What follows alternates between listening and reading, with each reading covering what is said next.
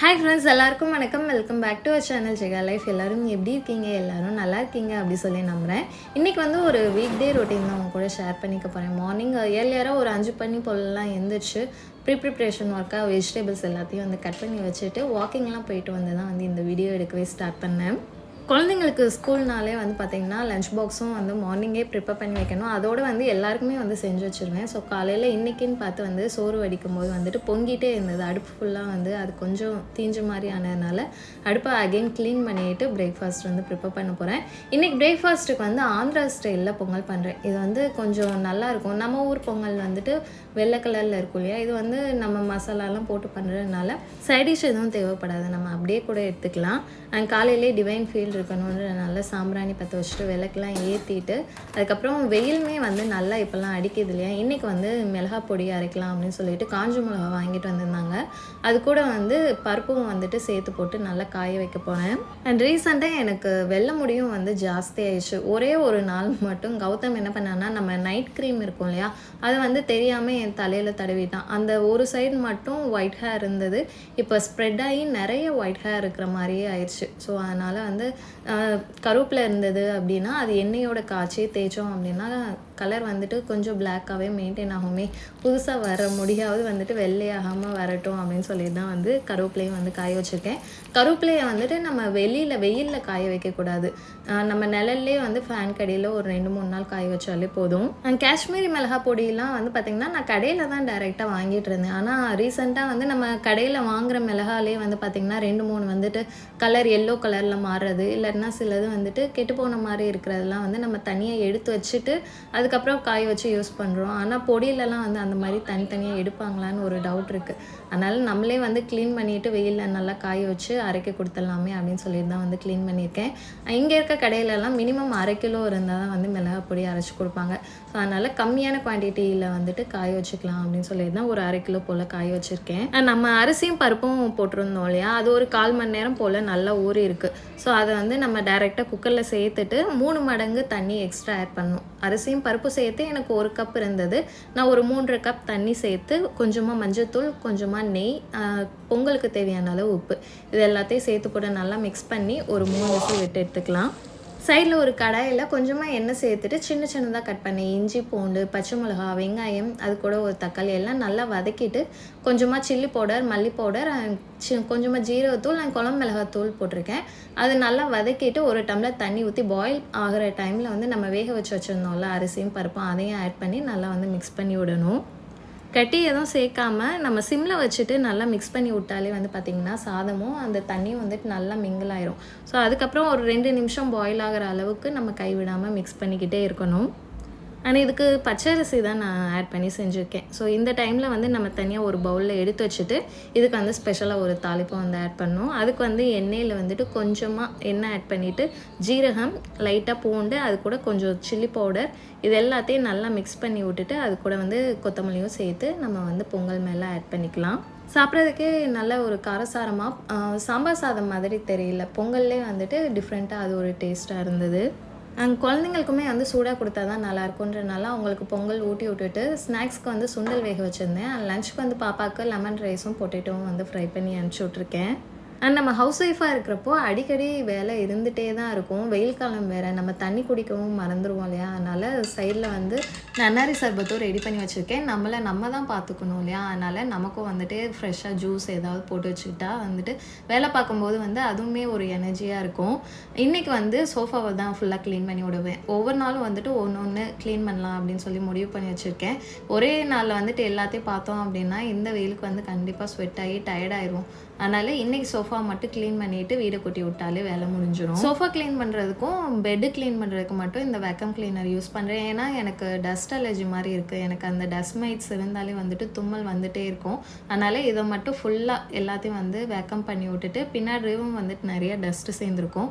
So அதெல்லாம் வந்து கையை வச்சு நல்லா ஒரு ஈர துணியை வச்சு தொடச்சா தான் வந்து கம்ப்ளீட்டாக க்ளீன் ஆகுன்றதுனால அதுவுமே வந்து க்ளீன் பண்ணி விட்டாச்சு. ஹவுஸ் ஒய்ஃபாக இருக்கிறப்போ நம்ம மட்டும்தான் எல்லா வேலையும் பார்க்கணுன்ற அவசியம் இல்லை இல்லையா, அதனால் அவர்கிட்ட நான் வந்து பாத்திரம் கழுவி தர சொல்லி கேட்டிருந்தேன். அவர் தான் இன்றைக்கி பாத்திரமும் கழுவி கொடுத்தாங்க. அண்ட் வீட்டுக்கு வந்து சாய் வந்திருந்தான், அக்காவோட பையன் வந்திருந்தாங்க. ஸோ அவன் வந்து ஸ்வீட் கேட்டிருந்ததுனால இன்றைக்கி வந்துட்டு கோதுமை மாவு அப்புறம் கடலை மாவு இது ரெண்டையும் வச்சு சிம்பிளாக ஒரு ஸ்வீட் செய்ய போகிறேன். நல்ல ஒரு ஹெவி பாட்டம் கடாயாக எடுத்துக்கோங்க. அதில் வந்து ஒரு 1/2 கப் நெய் சேர்த்துட்டு ஒரு கப் கடலை மாவு 1 கப் கோதுமை மாவு இதை சேர்த்து நல்லா வந்து ஃப்ரை பண்ணணும். நம்ம ஃப்ரை பண்ணுறதெல்லாம் வந்து அதோட பச்சை வாசனை போகும். இல்லைன்னா நம்ம ஸ்வீட் செஞ்சதுக்கப்புறம் பச்சையாக இருக்கிற மாதிரி ஒரு ஃபீல் இருக்கும். நல்லா வந்து மிக்ஸ் பண்ணிக்கிட்டே இருந்தோம் அப்படின்னா அது கொஞ்சம் திரியாக இருக்கிற மாதிரி இருக்கும். அதுக்கப்புறமும் வந்து கைவிடாமல் நம்ம வந்து மிக்ஸ் பண்ணிக்கிட்டே இருக்கிறப்போ வந்து பார்த்திங்கன்னா அதுலேருந்து கீ வெளியில் வரும். ஸோ நம்ம ஆட் பண்ண கீ வெளியில் வர அளவுக்கு ஒரு 10 நிமிஷம் சிம்மில் வச்சு ஃப்ரை பண்ணோன்னு வச்சுக்கோங்களேன். அந்த மாதிரி ஃப்ரை பண்ணிவிட்டு 1 கப் வந்து சுகரை அரைச்சி வச்சுருந்தேன், ஏலக்காய் போட்டு அதையும் வந்து பவுடர் சேர்த்து நம்ம வந்து நல்லா மிக்ஸ் பண்ணி விட்டுக்கலாம். நான் மெஷர்மெண்ட்ஸ் வந்து டிஸ்கிரிப்ஷன்லையும் வந்து ஆட் பண்ணி வைக்கிறேன், அதில் செக் பண்ணி பார்த்துக்கோங்க. சுகரை வந்து கையிலே சூடாக இருக்கும் போதே கையால் வந்துட்டு லைட்டாக மிக்ஸ் பண்ணி விட்டுட்டு இந்த மாதிரி ஏதாவது ஒரு பாத்திரத்தில் போட்டு நல்லா ஃப்ளாட்டாக நம்ம வந்து ப்ரெஸ் பண்ணி விட்டோம் அப்படின்னா ஷேப்க்கு வந்துடும். அதுக்கு மேலே டெக்கரேஷனுக்கு நம்ம நட்ஸு இல்லை எது வேணாலும் சேர்த்துக்கலாம். நான் இன்றைக்கி காஞ்ச திராட்சை இருந்தது, அதை வச்சுட்டு சின்ன சின்ன பீஸாக வந்து கட் பண்ணி எடுத்துட்டேன். ஆறுனதுக்கப்புறம் கட் பண்ணோம் அப்படின்னா நல்லா வந்து அது செட் ஆகிருக்கும். ஸோ அதுக்கப்புறம் வந்து கட் பண்ணி சாப்பிட்றதுக்கு வந்து நல்லாயிருக்கும். ஆனால் இதில் நம்ம கோதுமை மாவு கடலை மாவு ஆட் பண்ணியிருக்கோம்ல, அதுக்கு பதிலாக மைதா மாவு மட்டுமே ஆட் பண்ணி இதே மாதிரி நம்ம பண்ணோம் அப்படின்னா அது ஒரு டேஸ்ட்டில் கிடைக்கும். நம்ம காய வச்சுருந்த காஞ்ச மிளகாவும் நல்லா காஞ்சிச்சு. ஸோ மிஷினில் கொடுத்து அரைச்சிட்டு வந்துடலாமே அப்படின்னு சொல்லிட்டு குழந்தைங்கள கூப்பிட்டு போனால் போகிற வழியில் வந்து சண்டை போட்டு கம்ப்ளைண்ட் பண்ணிகிட்டே தான் வந்துட்டு இருந்தாங்க. கடலை பருப்பு காய வச்சுருந்தோம்ல, அது வந்து எப்பயுமே காய வச்சுட்டு அதுக்கப்புறம் தான் ஸ்டோர் பண்ணுவேன். கொஞ்சம் நாளுக்கு நல்லாவே ஃப்ரெஷ்ஷாக இருக்கும். நம்ம அரைக்க போன இடத்துல 1 கிலோ மிளகா இருந்தால் தான் நல்லா அரைக்க முடியும் அப்படின்னு சொல்லிட்டாங்க. ஆனால் 1/2 கிலோ தான் நான் எடுத்துகிட்டு போயிருந்தேன். ஸோ அந்த அண்ணா கிட்ட ரெக்வஸ்ட் பண்ணி கேட்டதுக்கப்புறம் அதுவுமே அரைச்சி கொடுத்தாங்க. இதுக்கு முன்னாடி வந்து மஞ்சள் எதுவும் அரைச்சிருப்பாங்க நினைக்கிறேன். அது கூட அதுக்கு அடுத்ததாக போட்டு அரைச்சதுனால மிளகா வந்து பார்த்திங்கன்னா டார்க் ரெட்டாக இல்லாமல் அது ஒரு கலராக வந்து கடையிலேயே மிளகாத்தூளை காய வச்சு தான் கொடுத்ததுனால டைரெக்டாக பாக்ஸில் போட்டு ஸ்டோர் பண்ணிக்கிட்டேன். குழம்பு மிளகாத்தூள் ரெசிபி வந்து நிறைய பேர் கேட்டுட்டு இருந்தீங்க, நான் வந்து கண்டிப்பாக ஷேர் பண்ணுறேன். அண்ட் ரீசெண்டாக என்னோடய காலேஜ் ஃப்ரெண்டுமே வந்து பார்த்திங்கன்னா சாம்பார் பவுட்ரு குழம்பு மிளகாத்தூள் எல்லாமே வந்து சேல் பண்ணிகிட்ருக்காங்க. அவங்கக்கிட்ட தான் நான் வாங்கி யூஸ் பண்ணிக்கிட்டும் இருக்கேன். ஸோ மதுரையிலேருந்து அவங்க சேல் பண்ணிகிட்ருக்காங்க. உங்களுக்கும் தேவைப்படுது அப்படின்னா அவங்களோட நம்பர் நான் டிஸ்கிரிப்ஷன் ஆட் பண்ணுறேன், தேவைப்படுறவங்க செக் பண்ணி பாருங்கள். அண்ட் இன்றைக்கி பண்ண வேண்டிய லிஸ்ட்டில் முக்கியமானது வந்து பார்த்திங்கன்னா மாவும் அரைச்சி வைக்கணும். அதனால் நம்ம மாவு அரைச்சி வச்சிட்டோம் அப்படின்னா அடுத்து வர 2-3 நாள் கவலையே இருக்காது. ஸோ இட்லி ஊற்றியே வந்து சமாளிச்சிடலாம். இந்த கிளைமேட்க்கு வந்து நம்ம சப்பாத்திலாம் சாப்பிட்டா பாடியுமே இன்னும் ஹீட் ஆகுன்றனால தான் இட்லி மாவு அரைச்சி வச்சுருக்கேன். ஸோ இது காலியானதுக்கப்புறம் நம்ம கம்பு மாவு இல்லை ராகி மாவு அந்த மாதிரி டிஃப்ரெண்ட்டாக யூஸ் பண்ணோன்னா போர் அடிக்காமவும் இருக்கும். நானுமே வெயிட் லாஸில் இருக்கிறதுனால ஏர்லியராக டின்னர் சாப்பிட்ருவேன். அதுவுமே வந்துட்டு இப்போல்லாம் எனக்கு அது கொஞ்சம் கஷ்டமாக இருக்குது. ஏன்னா டைம் மேனேஜ் பண்ணி நம்ம டயட்டையும் கரெக்டாக ஃபாலோ பண்ணோம் இல்லையா. ஸோ எனக்கு டைம் பத்தாத அன்றைக்கெலாம் வந்து பார்த்திங்கன்னா கஞ்சி இந்த மாதிரி தான் எடுத்துப்பேன். ஒன்று வந்துட்டு மதியம் வச்ச சோறு எக்ஸ்ட்ரா இருந்தது அப்படின்னா அதில் வந்துட்டு லைட்டாக மோர் ஆட் பண்ணி அதை எடுத்துப்பேன். இல்லை இன்றைக்கி வந்துட்டு அதுவுமே அரிசியுமே இல்லை, அதனால் வந்து பார்த்திங்கன்னா கொஞ்சமாக ஓட்ஸில் வந்துட்டு கஞ்சி மாதிரி ரெடி பண்ணி என்னோடய டின்னர் எடுத்துக்கிட்டேன். நம்மளுமே காலையிலேருந்து தொடர்ந்து வேலை பார்த்துட்டு எண்ட் ஆஃப் த டே டயர்டாகும் இல்லையா, அந்த மாதிரி சமயத்தில் வந்து கண்டிப்பாக நான் ஸ்டோரிஸ் அந்த மாதிரி தான் இப்போலாம் ரீசெண்டாக கேட்க ஆரம்பிக்கிறேன். அதுக்கு அடிக்ட் ஆகிட்டேன்னே சொல்லலாம். சின்ன வயசுலேயே வந்து அம்மாச்சி எனக்கு நிறைய ஸ்டோரிஸ் சொல்லுவாங்க, அதெல்லாம் எனக்கு கேட்குறதுக்கு ரொம்ப பிடிக்கும். அண்ட் யூடியூப்லேயுமே வந்துட்டு இப்போலாம் வீடியோ கிளிப்ஸ்லாம் ஆட் பண்ணி சின்ன சின்ன ஸ்டோரிஸ், அந்த காலத்து ஸ்டோரிஸ், த்ரில்லர் ஸ்டோரிஸ் இந்த மாதிரிலாம் வந்து சொல்கிறாங்க இல்லையா, அதெல்லாம் பார்க்கும்போது வந்துட்டு அடுத்து என்ன நடக்கும் அதெல்லாம் வந்து நம்ம யோசிக்கிறப்போ வந்துட்டு எனக்கு வந்து வேலை பார்க்குறது வந்துட்டு அவ்வளோ கஷ்டமாக தெரியல. மைண்ட் ஃபுல்லாக ஸ்டோரியில் தான் இருக்கும். இங்கே வேலையும் வந்து செஞ்சு முடிச்சுடுவேன். அண்ட் கருவேப்பிலையுமே வந்து பார்த்திங்கன்னா நான் நேற்றுமே ஃபேன் கடியில் அப்படியே போட்டு காய வச்சுருந்தேன். ஸோ இன்றைக்கும் வந்து ஓரளவுக்கு நல்லா காஞ்சிடுச்சு. ஸோ அதை நல்லா ஒரு ஸ்மூத் பவுடரை அரைச்சி வச்சுக்கலாம். அது கூட வந்து சின்ன வெங்காயமே வந்து நான் யூஸ் பண்ணிக்க போகிறேன். ஏன்னா தேங்காய் எண்ணெயில் கருவேப்பிலை பவுட்ரு, சின்ன வெங்காயம், வெந்தயம் இதெல்லாம் வந்து ஆட் பண்ணி நம்ம தேய்ச்சோம் அப்படின்னா முடி வந்துட்டு கருப்பாக நல்லா மெயின்டைன் ஆகும் அப்படின்னு சொல்லியிருந்தாங்க.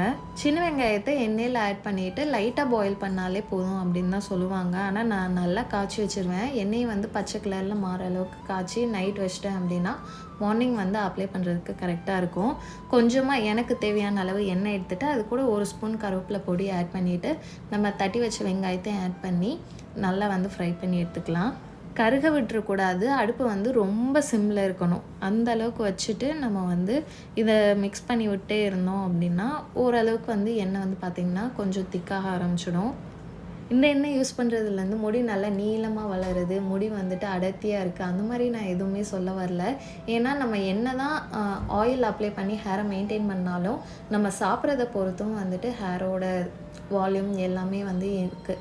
அதனால் நம்ம ஹெல்த்தியாக சாப்பிட்டுட்டு இந்த மாதிரி எக்ஸ்ட்ரா அடிஷ்னலாக வந்து கேர் எடுத்துக்கிட்டாலே வந்துட்டு முடி சூப்பராக இருக்கும். ஃபில்ட்ரு பண்ணும்போது ஒரு துணியில் வந்து ஊற்றி ஃபில்ட்ரு பண்ணி நம்ம வந்து கொஞ்சம் ஹைட் ஏற்றி வச்சிட்டோம் அப்படின்னா நைட்டு ஃபுல்லாக வைக்கிறதுல வந்து பார்த்திங்கன்னா அந்த ஆயில் வந்துட்டு ட்ராப்பாக கீழே வந்து ஃபுல்லாக வடிஞ்சிரும்.